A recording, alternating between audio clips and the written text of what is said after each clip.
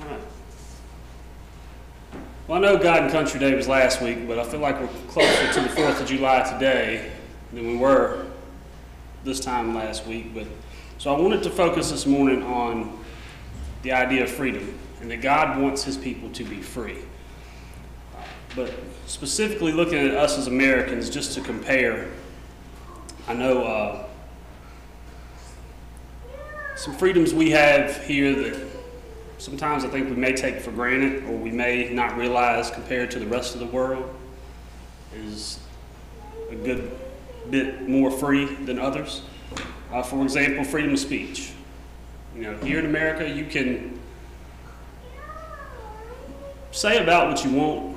You know, the idea that you may not be free of the consequences of your actions, but you're free to mostly say what you like.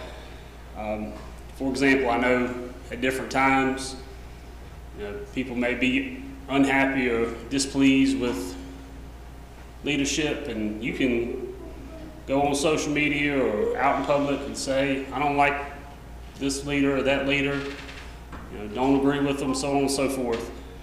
And you're free to do that. You know, versus a country like China, if even journalists and people who professionally get paid to spread news and ask questions and tell stories, they can be charged with subverting the state's power, imprisoned, and other times even put to death for speaking out against the leadership in that country. So we're much more free when it comes to being able to say what we want. Freedom of religion. You know, lots of people are meeting this morning with varieties of different beliefs, some within the Bible, some outside the Bible, some met yesterday, might meet other days of the week to get together and worship, and they're free to do so without the government coming in enforcing a state's religion. If you look at that versus a country like Saudi Arabia, who runs on something called Sharia law, and they mostly push and enforce the Sunni form of Islam. There are other types of Muslims in that country, but for the most part, I want to say it's like 95% Sunni Muslims. But any public display of non-Islamic thought is prohibited, not allowed to happen, and something you could get arrested again, face consequences for. Looking at the right to bear arms, when I was looking up some information on this, a lot of the focus was on wanting to increase gun control because of the amount of gun-related deaths that happen in the U.S. versus in other countries. But to take a different perspective on that, it's easy to oppress a group of people who aren't allowed to defend themselves. So, the right to defend yourself, your family, your neighborhood, your country, so on and so forth. That right is there for us more so than other countries who have higher levels of restrictions and such, or you have to be in the military. I know I looked at in Israel, it's pretty much a given. You're going to serve some time unless you're screened out for some reason when you turn 18. And because of that, a lot of people in that country do own guns, but it's because it's military issued. There's a lot of restrictions. You can't own necessarily what you want, or there's so many more restrictions on that. In America, we have the right to due process.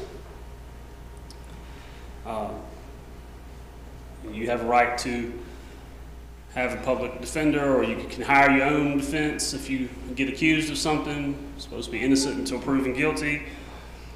You have a right to be, if you have to go through a trial, tried by a jury, your peers, so on and so forth, versus a country like Singapore where it's more of a broad and restrictive form of the law. And as I was looking at this, I think back to the fellow that went over to Singapore. He was from America and what did graffiti. And again, here you have freedom of speech. There he was trying to put some sort of message up on a wall with graffiti and got caught doing it and got caned. Not a whole lot of due process there as an outsider. Also, you're from another country where we afford a lot of times both domestic citizens and foreigners sometimes get the same amount of due process and fairness. Other countries don't allow that. If you're from outside, if you're a foreigner, they're just going to enforce that law on you or deport you or what have you. And then, another one, this is not all of them, but in America we have a right to vote or not. You're encouraged to register to vote when you turn 18. You're encouraged to go to the polls and vote for the candidates and bills and so on and so forth that you want to support. But you have the freedom to not do that as well, versus a country like Canada, our neighbors to the north. They have auto registration for the most part, so you are automatically registered when you're of age. And then there's certain things up there, like here, if you've committed a certain number of felonies, you're not allowed to vote because you've broken the law enough times, you sort of lost your right to have a say-so at that point. If you've violated enough of those felony laws. But Canada doesn't have those restrictions, so it doesn't matter how many times you've been locked up in the jail, what have you, broken the law, you still can have your say-so in the elections. So I say all that just to say, here in America we are much more blessed with more freedom than a lot of other countries in the world. And looking at throughout the Bible how God has shown us He's wanted His people to be free. We'll start in Genesis 2, in verse 17, when He's, really in verse 16, He's made Adam and took him to the Garden of Eden and told him, hey, you got to work this and keep it. But in verse 16, He says, the Lord commanded the man, saying, from any tree of the garden you may eat freely. From the tree of knowledge of good and evil you shall not eat, for in the day that you will eat from it you will surely die. Then the Lord God said, it is not good for the man to be alone. I will make him a helper suitable for him. Out of the ground the Lord formed every beast of the field and every bird of the sky, and brought them to the man to see what he would call them. And whatever the man called a living creature, that was its name. So here we have freedom with boundaries, right? A lot of times we want to focus on the restrictions. One tree I don't want you to touch. The rest of them, you're free to eat whatever those trees produce. So tons of freedom, one restriction. And then when it came to, hey, I got these other creatures I'm making, some with hooves, some with beaks and wings, and I'm gonna bring them to you. And whatever you decide to call them, that's what they are. So God gave Adam freedom to eat from just about any tree in the Garden of Eden, or any vine, except for one. And He gave Adam the freedom of, hey, I want you to name all these creatures. So right there, from the very beginning, God gave Adam and Eve a ton of freedom. Fast forward to the Exodus, and it was hard to nail down, a portion of this book, because it was, really, you think about the whole story of Moses. The Israelites, God's people, had been enslaved by Egypt. God wanted to rescue them from slavery. So He takes this little boy who should have died based on the laws of the land at that time, rescues him by his mother taking the initiative to put him in this basket. And just so happens, some people, how could it be that much coincidence that he is discovered by Pharaoh's daughter? And then not only that, but his own mother was then allowed to raise him. to nurse him and help him, grow.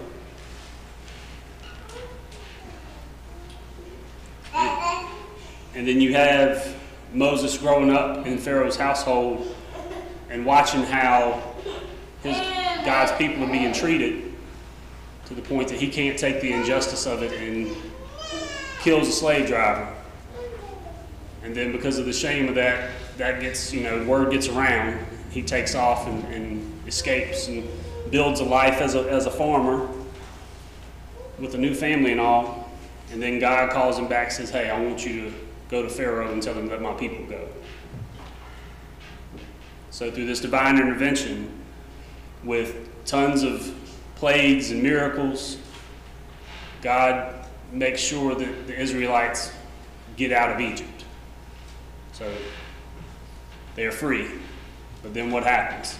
They struggle with following what God wants them to do, and they end up wandering for 40 years. So freedom, I'm sure at times, may not have looked so sweet, right? Because predictability was there when they were slaves. You get up, you work, you kind of do the same thing over and over again. It's easy, it's predictable. You don't have to put a lot of guesswork into it. Now we're all out traveling in the desert, looking for this land of milk and honey that's been promised. But talk about 40 years worth of travel, you could be looking at, well, when's this really going to come to fruition? That's a whole generation right there of people, of time spent wandering in the desert. But they do get there. And so God does deliver on his promise. A new land where they get established, the land flowing with milk and honey. Then we fast forward to 1 Samuel. Go through and I am going to read this one, some from it in chapter 9, 1 Samuel.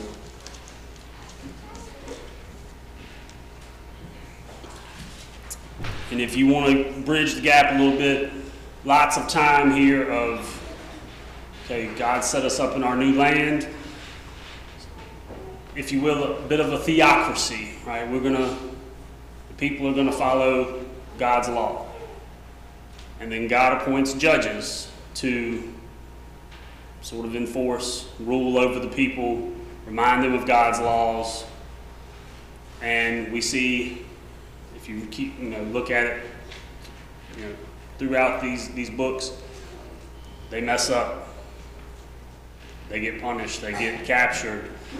It goes back and forth more and more with what happens when they stray from God's will, God's law. But then you have things built in there like the year of Jubilee, where you have the Sabbath day every seventh day, and then every seventh year is a Sabbath year, and every 50th year is a year of Jubilee, and that's where a lot of maybe business deals made out of desperation so people can preserve, things for their family that kind of get restored in that year of Jubilee.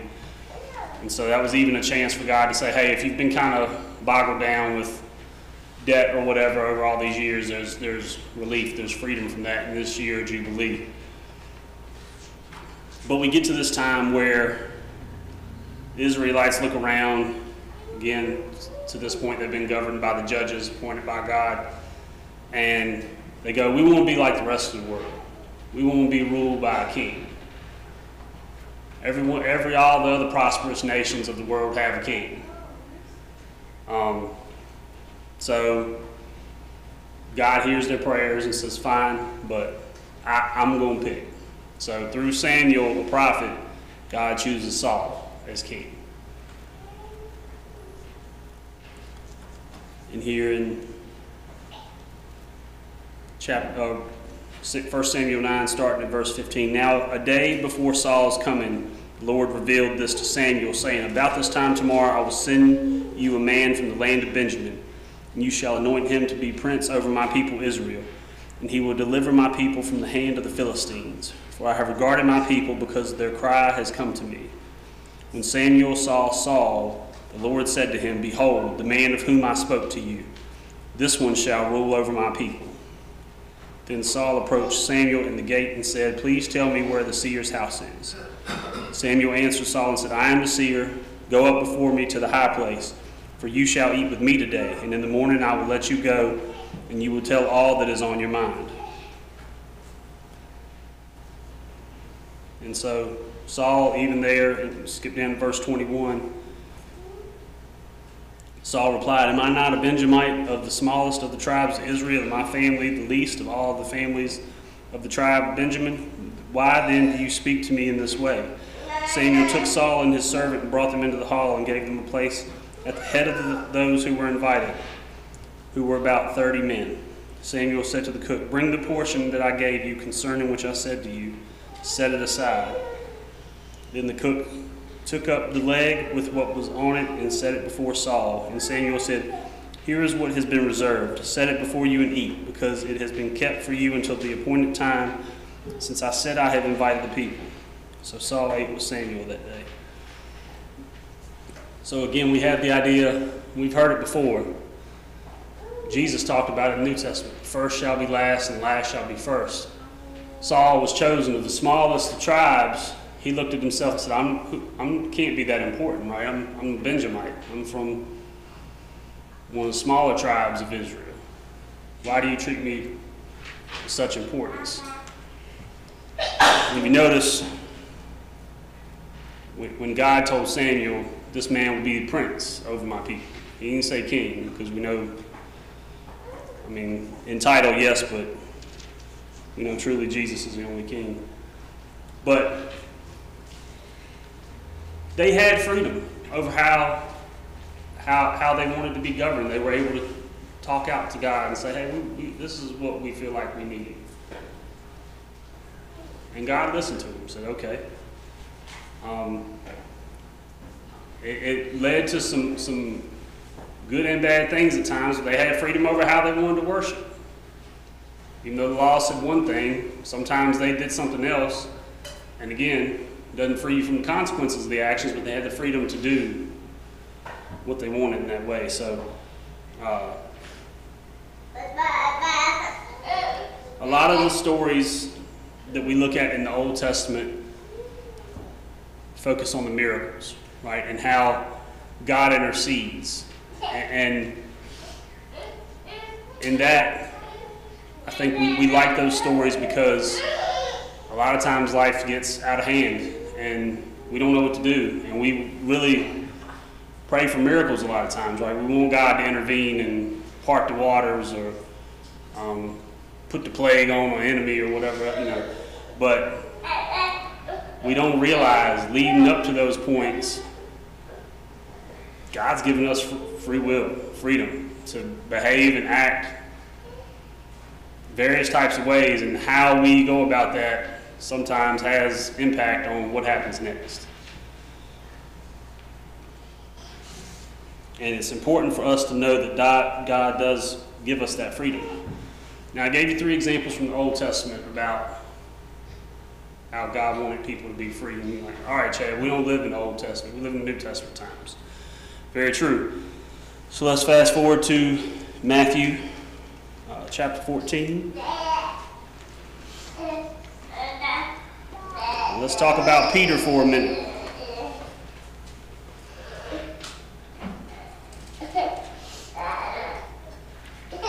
So Matthew 14, I'll start at verse 22. Immediately he made the disciples get into the boat and go ahead of him to the other side while he sent the crowds away. So this is after feeding of the 5,000. After he sent the crowds away, he went up on the mountain by himself to pray. And when it was evening, he was there alone. But the boat was already a long distance from the land, battered by the waves, for the wind was contrary. And in the 4th watch of the night, he came to them walking on the sea. Just an aside, one of my favorite jokes, I don't know if y'all remember or have watched Michael Jr., Christian comedian. He tells a joke about Jesus had a little brother. Everybody knows Jesus' little brother, right? James. And said, imagine the pressure of being Jesus' little brother. You know, after the wedding, right? First miracle. Jesus turns water into wine. So they don't tell you about the next wedding. Jesus wasn't there. He was out ministering. And they start running out of wine. Jesus not there. Everybody looked at James. You can't do what your big brother did. You're just going to sit there with your sandals on. You're not going to make us more wine. What you doing? So, they put that pressure on him. Said one time James almost drowned. Jesus walked on water. James tried to follow in his footsteps. But, so we see Jesus walking out on the water to the disciples. When the disciples saw him, verse 26, walking on the sea, they were terrified. It's a ghost. And what would you think, right? I'm out in this choppy water. You see a being gliding across the water. But immediately Jesus spoke to them, saying, "Take courage, it is I. Do not be afraid." Peter said to him, "Lord, if it's you, command me to come to you, and I'll step out on the water." And he said, "Come." Peter got out of the boat and walked on water and came towards Jesus. But seeing the wind, he became frightened and began to sink. He cried out, "Lord, save me." And Jesus said to him, "You of little faith, why did you doubt?" So, it wasn't just shock and awe of Jesus walking on water, witnessing this miracle. All 12 of them apparently had the ability to say, "Can we come out to you?" Peter's the one that spoke up and did it. And did it, But then looked down and realized, oh man, I'm out here in this storm on top of the water, and freaked out, started sinking. And then Jesus pulled him up. He didn't just look at him and go, "You didn't believe me? Like, you were out here." And, so Jesus interceded and kept him from drowning. And then we go to chapter 16 of Matthew, verse 16. We'll start at verse 15. So all the disciples are trying to figure out who, well, Jesus asked him, "Who do people say the Son of Man is?" And they tell him, some people think you're Elijah, some people think you're Moses, some people think you're John the Baptist, like reborn, or one of the prophets reborn. And he said to them, "Who do you say that I am?" Peter, again. They all had the ability to respond. Peter's the one that piped up and said, "You are the Christ, Son of the living God." Great confession, right? What we have to claim if we give our lives to Jesus. Even just transfer your membership. You got to come in front of everybody and say that I believe what Peter said he believed when Jesus said, "Who do you say that I am?" So, when given the opportunity, Peter got out of the boat. Peter made the great confession. Fast forward to chapter 26. It ain't all sunshine and rainbows, though. We look at, starting at verse 69 of chapter 26. Peter was sitting outside in the courtyard, and a servant girl came to him and said, "You too were with Jesus the Galilean." But he denied it before them all, saying, "I do not know what you're talking about." When he had gone out to the gateway, so he moves, gets uncomfortable, goes to another area, another servant girl comes up to him and said to those who were there, "This man was with Jesus, the Nazarene." And he said, "I don't know him, all right? I don't know the man. Leave me alone." And then he denied it again with an oath, "I do not know this man." A little later, bystanders came up to Peter and said, "Surely you too are one of them. For even the way you talk like one of them. Don't tell us that you're not." And then he began to curse and swear, "I do not know that man." And immediately a rooster crowed. And he remembered the word which Jesus had said, "Before a rooster crows, you will deny me 3 times. He went out and wept bitterly. So even though we got 2 of the greatest teaching moments recorded in history, right? Talk about courage, getting out of the boat, even when it's scary, because Jesus said it was okay, and he said, "Come to me." Peter did it. Peter made the great confession when all 12 of them sat there being asked, "Who do you say that I am?" Peter spoke up first and said, "You're the Christ, Son of the living God." But also, when faced with pressure under Jesus being investigated and arrested, hey, aren't you one of his people? Nope. 3 times. And we know that's why Jesus later, after resurrection, comes to Peter and says, do you love me? 3 times. Yes, Jesus, you know I love you. Feed my sheep. 3 times. Just because we make good choices at sometimes means we don't make bad ones at other times. Peter, who's regarded as one of the Jesus' closest friends, he was at the top of the mountain of the transfiguration. He witnessed that, but even he denied Jesus 3 times. He had the freedom to do that. He didn't, have to respond that way. Then we look at Paul. Fast forward to Acts chapter 8.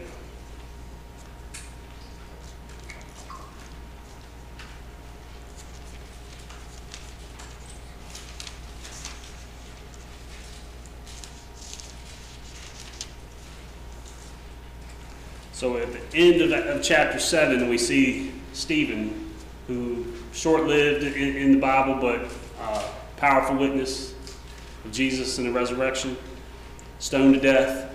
And it says here in chapter 8, verse 1, Saul was in hearty agreement with putting him to death.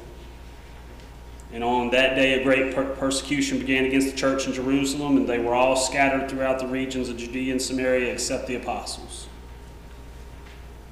So, verse 3, but Saul began ravaging the church, entering house after house, dragging off men and women, he would put them in prison. So, here we have a man who starts out, whereas Peter, pulled as a fisherman, lots of being the first to say, yes, Lord, I believe in you. If it's really you, let me come to you, all these amazing things. Then has that brief turn of denying him to a bunch of people who are standing around talking about Jesus being arrested and what's going on. Here we have a man in Saul who starts out, first thing we know about him is he is against the Jesus movement, if you will, the word out that Jesus is the Messiah. He's persecuting anybody who dares to speak it, because he was known as a very devout Jewish fellow, so he would have been following the law and would have thought it was blasphemy that people are claiming Jesus is the Messiah. So then in Acts chapter 9, we read of his conversion. Now Saul, still breathing threats and murder against the disciples of the Lord, went to the high priest and asked for letters from him to the synagogues at Damascus, so that if he found any belonging to the way, that's the Jesus movement, both men and women, he might bring them bound to Jerusalem. So he was out arresting people who claimed to follow Jesus. As he was traveling, it happened that he was approaching Damascus, and suddenly a light from heaven flashed around him. He fell to the ground and heard a voice saying, Saul, Saul, why are you persecuting me? Who are you, Lord? He said. And the response was, I am Jesus, whom you are persecuting. But get up and enter the city, and it will be told to you what you must do. Now Saul's blind, right? So he can't see. He can't trust his own sight. So he listens to Jesus' voice. He follows the instructions of what to do. He goes where he's told to go, and then does what is done to have his sight restored. Lean not on your own understanding, right? Because he had the freedom there to go, I don't know what's going on, but I'm blind now, and maybe he could have just said, look, I just got to deal with this. I got to figure out life, Wasn't all the assistive technology and stuff, but people blind, lame, crippled, he could have just said, hey, I'm falling into that category, and accepted that fate.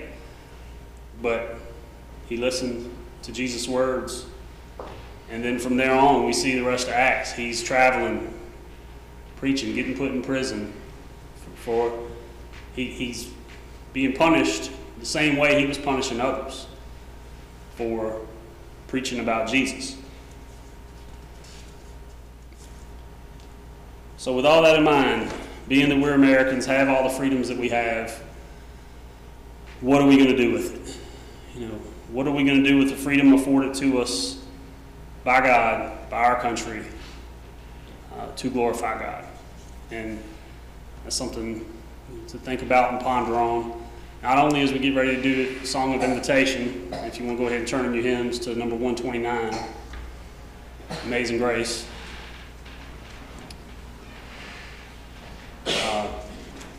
To think about as we leave from here this week as well is how, you know, how are we going to respond to and use those freedoms that God's blessed us with. So Lindsay's going to come and play, and we're going to sing Amazing Grace, and if you have a decision to make, whether it be transfer membership or giving your life to Jesus, come up front and sing. We'll be the first and last.